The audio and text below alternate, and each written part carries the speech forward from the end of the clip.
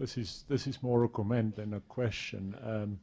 I was just struck by, firstly, the almost the same kind of ideas generated by Eben this morning and how it corresponds with what you are saying now. Secondly, if you have done a study of the counterinsurgency campaign in Namibia, you will find a lot of what you are talking about in the campaign that the South Africans conducted in the 1970s, 1980s. And it basically boiled down to take local forces, train them well, let them be led very well by... And keep training wheels on them. Oh, yeah. Like a bike. Absolutely. But you're basically fighting the war with locals that are very well led, whilst they are very well trained, and you support them with air power, medical and intelligence support that goes with that. And I should say Namibia is probably one of the most stable democracies in the world at present. Right. I don't claim any original genius on this. This is just applying the lessons of what's been done hundreds of places elsewhere in history. What do they say in response to you?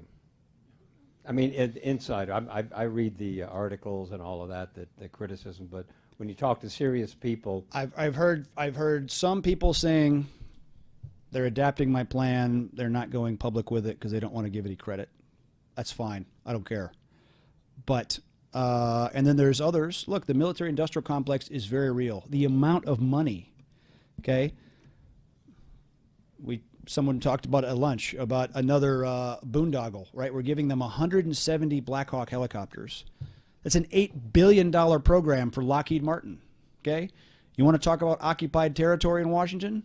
Capitol Hill, occupied by a battalion strength of lobbyists for those big defense contractors. They are very happy to see the annuity of $62 billion a year to continue. I take great umbrage when people say, oh, Erik Prince wants to privatize this and make money. Yeah, I'm going to make. I would try to make money, but anybody that can go from burning 62 billion to less than 10 total for the whole thing, hey, I think that would be a public good. What do they say? What flaws do they find? Mattis just said because it doesn't make the Pentagon look good. What else can they say? Who can defend 17 years of what we've been doing? I challenge them. And if somebody has a better idea, please sound off. I'm all ears. But this is not a theoretical exercise for me. I've had thousands of people on the ground doing the mentoring job and all the rest. We backed our way into the mentoring business because we were hired, we Blackwater were hired to build the Afghan border police. Built the bases, trained thousands of folks. We had to change the curriculum at the beginning because we had to do like an intro to toilet use, okay?